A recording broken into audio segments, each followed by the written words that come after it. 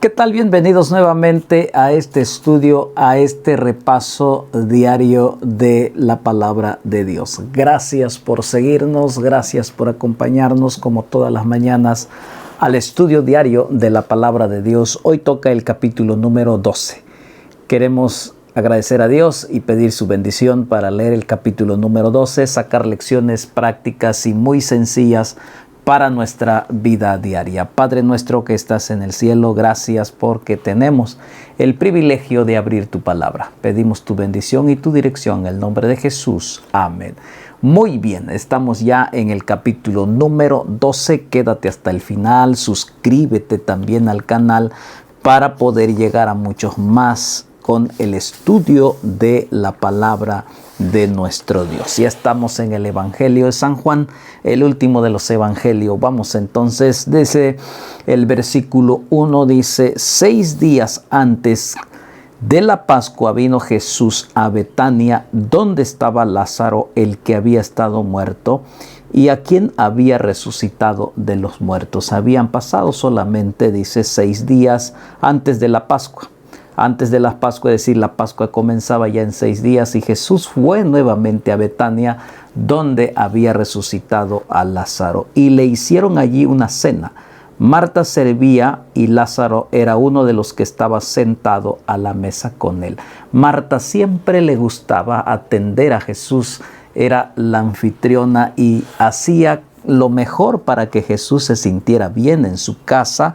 Tenía ese deseo y ese anhelo de tratar bien a Jesús. Ella está sirviendo, Jesús está sentado con Lázaro en la mesa. Entonces, ¿qué pasó con María? Versículo 3.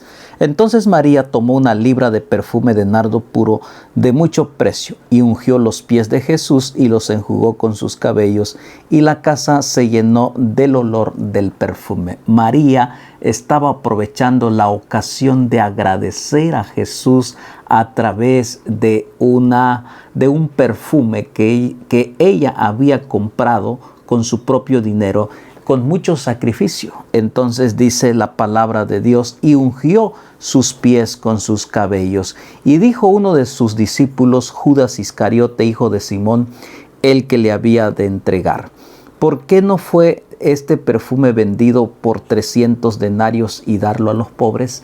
Era un perfume sumamente caro, pero que María estaba tan agradecida con Jesús por haberle perdonado todos sus pecados, que no escatimó el esfuerzo, sino que al contrario lo demostró al entregar ese perfume, mientras los otros criticaban a Judas Iscariote, pensando en él quería que se vendiese ese perfume para ahí quedarse con un poco de dinero. Dice la palabra de Dios: pero dijo esto no porque se cuidara de los pobres, sino que era ladrón, y teniendo la bolsa sustraía de lo que se echaba en ella. Claramente dice el Evangelio, Judas era un ladrón, era parte de los discípulos de Cristo, pero él no tenía una entrega completa. Su corazón estaba lejos del Señor. Dice la Biblia que era ladrón. Todo el dinero, o el dinero que él manejaba o que caía para el sostenimiento y los gastos de Jesús y sus discípulos, de ahí él sustraía y de ahí robaba. Y la Biblia claramente dice: era un ladrón. No es que estaba interesado en los pobres, sino que él estaba interesado en él, en la bolsa, en su propia bolsa. Y dice: entonces Jesús dijo: dejadla, para el día de mi sepultura guardado esto. Porque a los pobres siempre lo tendréis con vosotros, mas a mí no siempre lo tendréis. Jesús la defendió porque era una actitud de adoración, de gratitud, de entregar este perfume, y la defendió de Judas, que en lugar entonces de agradecer por este gesto, él criticó la actitud de María. Y entonces gran multitud de los judíos supieron entonces que él estaba allí, y vinieron no solamente por causa de Jesús, sino también para ver a Lázaro, a quien había resucitado de los muertos. La gente llegó por curiosidad para ver aquel que había muerto, ahora ya está resucitado y ahora están allí. Y entonces llegaron.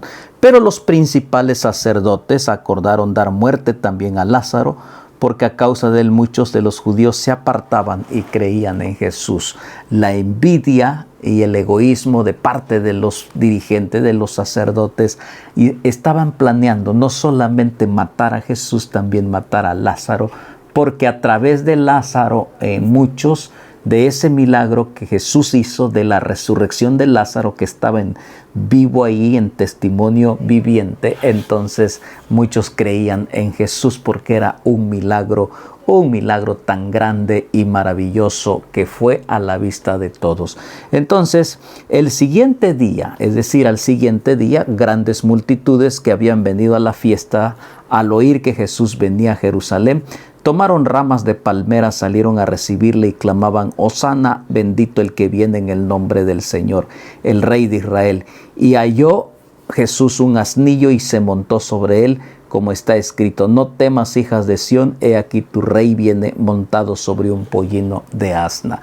La actitud de Jesús de humildad, montado sobre un pollino. La gente tendió su ropa y exclamaba: Hosana, el que viene, el Hijo de David. Para ellos era un símbolo muy especial, porque los reyes entraban de esa forma para poder ser aclamado por sus seguidores. Ahora Jesús está entrando como rey, el que viene. Y entonces dice: estas cosas no las entendieron sus discípulos al principio, pero cuando Jesús fue glorificado, entonces se acordaron de estas cosas, que estas cosas estaban escritas acerca de él y de que se las habían hecho, y daban testimonio la gente que estaba con él cuando llamó a Lázaro del sepulcro y resucitó de los muertos, por lo cual también había venido la gente a recibirle, porque habían oído que él había hecho esta señal.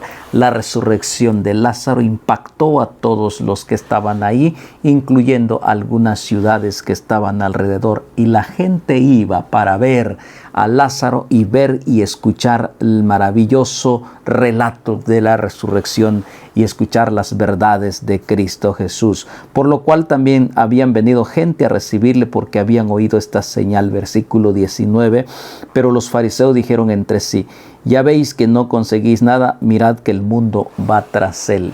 Los fariseos, los líderes de aquel tiempo, tuvieron envidia de Jesús. ¿Por qué? Muchos entonces le seguían y querían saber más acerca de Cristo. El versículo 20 dice: había ciertos griegos entre los cuales habían subido a adorar en la fiesta. Estos pues se acercaron a Felipe, que era de Betsaida de Galilea, y le rogaron diciendo: Señor, quisiéramos ver a Jesús. Un grupo de personas tenía la intención y las ganas de ver a Jesús también.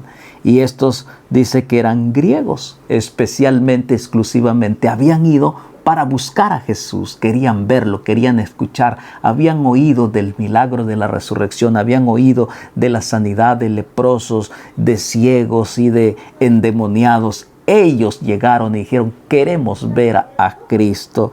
Felipe dijo Felipe fue y se lo dijo a Andrés. Entonces Andrés y Felipe se lo dijeron a Jesús. Pero Jesús le respondió diciendo: ha llegado la hora para que el Hijo del Hombre sea glorificado. De cierto os digo que si el grano de trigo no cae en la tierra y muere, queda solo, pero si muere, lleva mucho fruto. Y está relatando acerca ya de su muerte en la cruz del Calvario. El que ama su vida la perderá, y el que aborrece su vida en este mundo para vida eterna la guardará. Si alguno me sirve, sígame, y donde yo estuviera, ahí también estará mi servidor. Si alguno me sirviere, mi Padre le honrará. Dios Jesucristo nos llama al servicio total, al servicio abnegado, y entonces la recompensa viene del cielo. Así que no dudes de servir al Rey de Reyes, Señor de Señores. Sirve con amor, con pasión, con alegría, con gozo en tu corazón. Y entonces dice: ahora está turbada mi alma, ¿y qué diré? Padre, sálvame de esta hora, mas para esto he llegado a esta hora. Jesús sabía que era la única forma de salvar al hombre, que tener que morir, tener que derramar su sangre. Padre, glorifica tu nombre. Entonces vino una voz del cielo: lo he glorificado y lo glorificaré otra vez, dijo esa voz. el Padre contestando a la petición de Cristo. Y la multitud que estaba allí había oído la voz, decían que había sido un trueno, otros decían un ángel le ha hablado. Respondió Jesús y les dijo: no ha venido esta voz por causa mía, sino por causa de vosotros. Ahora es el juicio de este mundo, ahora el príncipe de este mundo será echado fuera. Y si yo fuere levantado de la tierra, a todos atraeré a mí mismo. Y decía esto dando a entender de qué muerte iba a morir. Ya Jesús está anunciando su muerte, que en unos días más iba a suceder, iba a pasar. Y entonces le respondió la gente: nosotros hemos oído de la ley que el Cristo permanece para siempre. ¿Cómo pues dices tú que es necesario que el Hijo del Hombre sea levantado? ¿Quién es el Hijo del Hombre? La gente no lograba entender en forma total acerca de la misión y del ministerio de Cristo. Entonces Jesús les dijo: aún por un poco esta luz entre vosotros, andad entre tanto que tenéis la luz, para que no os sorprendan las tinieblas, porque el que anda en tinieblas no sabe a dónde va. Jesús relata: soy la luz. El que está en tinieblas se desorienta, se cae. El que está en tinieblas se pierde, no tiene dirección. La única forma de obtener dirección es la luz de Cristo, que es su palabra. Él mismo está relatando. Entonces, entre tanto que tenéis la luz, creed en la luz para que seáis hijos de luz. ¿Quieres ser hijo de luz?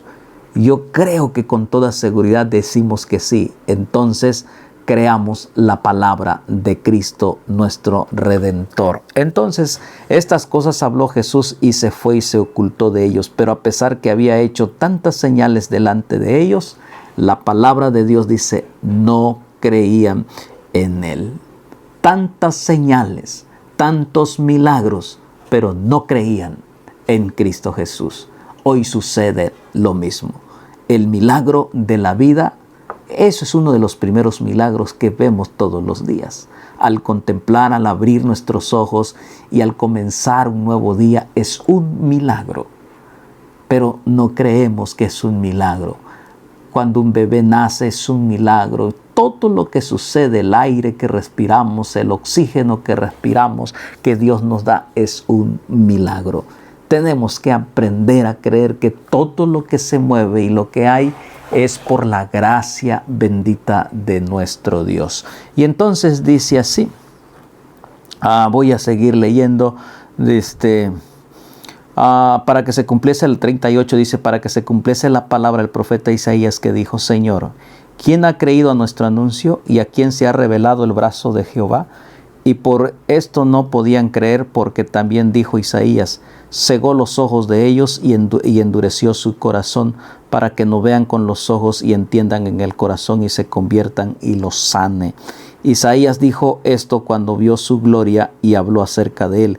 Con todo eso, aún de los gobernantes muchos creyeron en él, pero a causa de los fariseos no lo confesaban, para no ser expulsado de la sinagoga. Muchos creían, pero pensaban más en ellos, y entonces, para no darse a conocer, preferían seguir negando a Jesús, incluyendo gobernantes. Gente de todos los niveles estaban allí, pero no tenían el valor de confesar públicamente que eran seguidores de Cristo Jesús. Callaron.